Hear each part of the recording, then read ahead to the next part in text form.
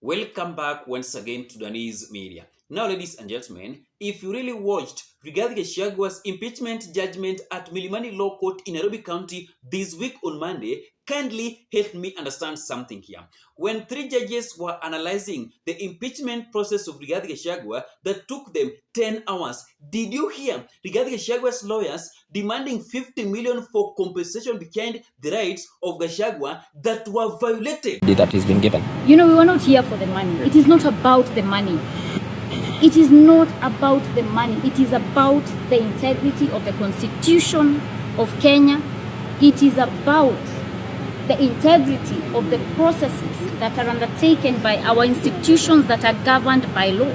So no, certainly I would not recommend.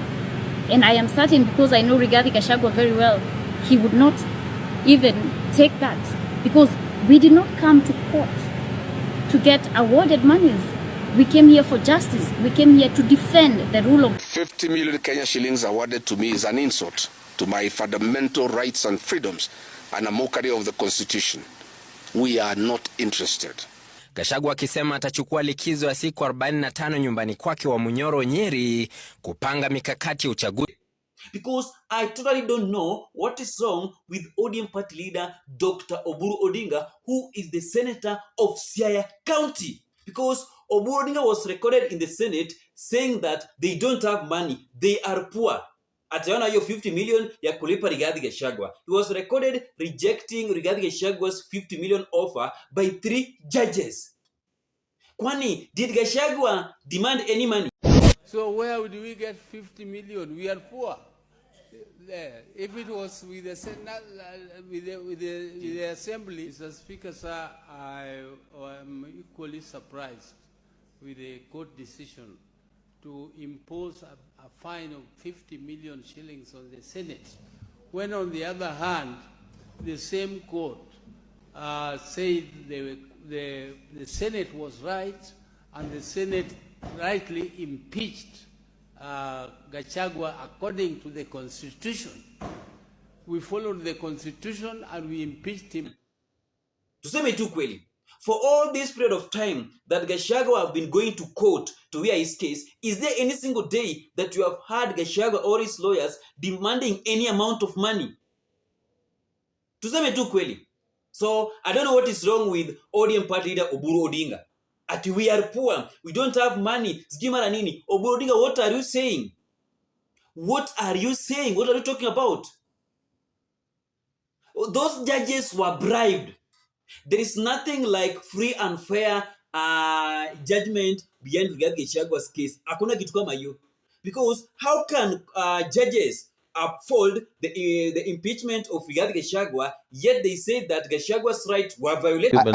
I don't want to go back to that because I realize we may not be able to. I want us to move on to the political implications of these pronouncements. But before that, let's get an update from our reporter on the streets, Muthoni Brenda. Good morning once again. And what do the people on the streets of Nairobi say about what happened yesterday with the pronouncements by the High Court? Well, a very good morning to you, Fred Indimuli, and that stellar panel that you have back in studio. And well, Senators Joe Nyoto, Danson Mungatana, and Wakili Harrison Kenyanjui are conducting a legal and political autopsy of the verdict that was released yesterday here in the streets of the capital. Nairobians that we have talked to have told us that they are still struggling to come to terms with how Kenyans are expected to fund these institutional blunder. Now, Fred, I am standing right here in front of a live session from the Bunge la Mwananchi. We had their thoughts yesterday before the judgment hearing. And what better way to make this moment full circle than to get where their mind coordinates are at after yesterday's verdict. Habari yako, good morning. Good morning. Acha nikushikie hii. Shukran. Kwa majina naitwa Vincent Opeli. Mimi kwa maoni yangu kuhusu uamuzi wa koti jana, kuna jambo moja lilijitokeza. Nilishangaa koti imepiga Senate Senate fine ya 50 million. Ile hali wanasema kwamba zile rights za Gachagua hazikuzingatiwa. Kama rights za Gachagua hazikuzingatiwa, ni vipi bado hiyo hiyo impeachment bado ilikuwa upheld? kama rights hazikuzingatiwa, ingekuwa ni vizuri hiyo impeachment ikuwe nullified. Another thing chenye niliona kilijitokeza chenye kilinifurahisha mimi, kuna hili jambo siku limekuwa limejitokeza mara mingi sana kuhusu public participation. Na koti, nilifurahia wakati koti ilisema kwamba public participation, wakati state imefacilitate public participation na watu wa participate, hata kama ni wawili ama ni mmoja, so long as the state has facilitated the process, that one quantifies the public participation. Kwa hivyo hayo mawili tu ndio mimi niliona yamenikanganya, na hilo la public participation nilifurahia koti ilifafanua vizuri. In the future, wakati wote kutakuwa na issue ya public participation, I think hakutakuwa na mushkil. Thank you. Alright, mushkil ni nini? Mushkil ni shida, Yeah. Alright, so pale studioni tunaye wakili Harrison Kenyanjui na Senator Danson Mungatana. Na wote wamesema wote wanaenda Court of Appeal. Senate inaenda Court of Appeal, Gachagua anaenda Court of Appeal. Maoni yako ni yapi? I agree with them because they have their own legal rights to exhaust the judicial procedure. Eh? But now I was a little bit bad up because the court cannot grant violation of rights. They are saying Gachagua was violated, rights was violated, but they cannot give a remedy of violation of right. But anyway, madam, let me show you two things. That was a political case, at the same time a legal case. So continue have raised a fundamental question in terms of question of plunder that the parliament did. Now, the Senate did. So they actually plunder, and they are bringing Gachagua out of that plunder. They have to stick to the constitution when it comes to impeachment. Whenever there is an impeachment case, either of governor, either of Senate, either of president, they have to stick to constitutional principles and procedure. That is number one. Number two, if it was a political case, I want to tell you that Gachagua has to suffer. Gachagua tutampiga 6-0. Gachagua tutamshinda parliament, tutamshinda kotini, Gachagua tutamshinda Ulkalau, Gachagua tutamshinda general election, Gachagua tutamshinda Supreme Court. 6-0. Thank you very much. Na wewe maoni yako ni yapi? On the yesterday postmortem on the Gachagua impeachment, all the due process was undertaken. In fact, the lawyer said that there was no public participation, and actually it was well articulated. It was all that done. Only the blunder only comes on the Senate, whereby they ought to have adjourned the processes, but they did it that much fast. But all the due processes was all articulated, and all the process was all taken as per the law, as per required. So the impeachment of Gachagua was not on the political affiliation, but to me, all the process and the legal process was undertaken as per the law, as per required. Now my question is this, yes? So the Senate ndio inalipa hii 50 million, but at the end of the day, this money comes from the taxpayers' pockets. Wewe unasikiaje kama Mkenya? So this is a big blunder on our Senate issue. They ought to have given Gachagua more time for the adjournment so that all the process can take place in an amicable manner. That's where the blunder comes in. Yeah. And maybe kuna mtu akona a question to our panelists today? Who he has? Okay. Not a question, but it's a compliment. First of all, I want to correct the members of the Bunge la Mwananchi. As of what happened yesterday, we saw the court ruling, but we were unsatisfied. Why? First of all, if you look on the judgment on that ruling, they said that the Senate, they never met what we call the Senate committee. So there wasn't the Senate committee. Again, Honorable Deputy President Honorable Gachagua was hospitalized in Karen.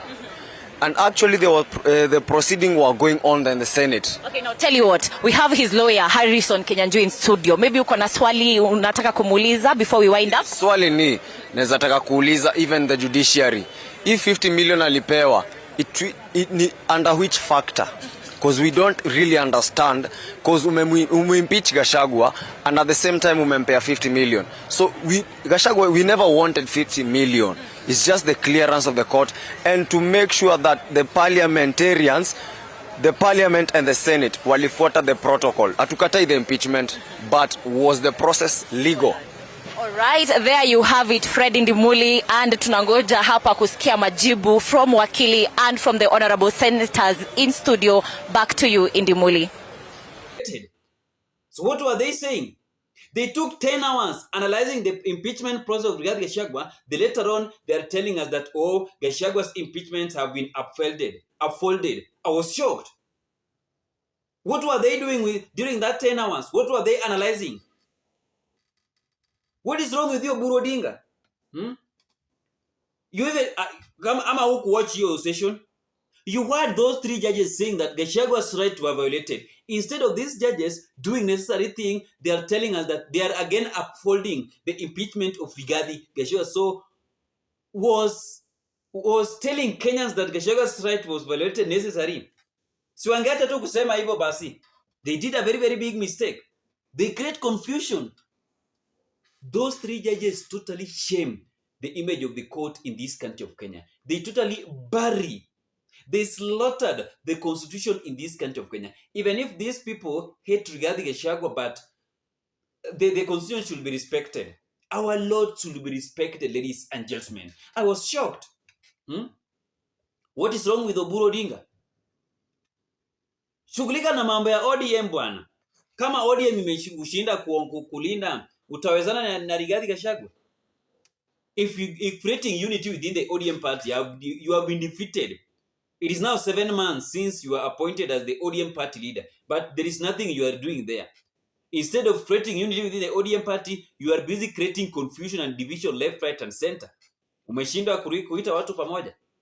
Thank you so much, and may God bless you, ladies and gentlemen, for taking your time to listen to our analysis. I just wanted to tell you, to update you on what is happening behind Rigathi Gachagua's impeachment, whereby senators are now saying that they don't have that 50 million, as if Gachagua is the person who requested that money. Did Gachagua request any money? That money was an insult to Rigathi Gachagua. It was a bribe. Ni ukweli, hiyo ilikuwa ni bribe. Because why were they offering him that money? Tuseme tu kweli, why did they offer Gachagua that kind of money? Tusidanganyani wapenzi watazamaji wa Daniz Media. Let us meet in the next video. Bye bye.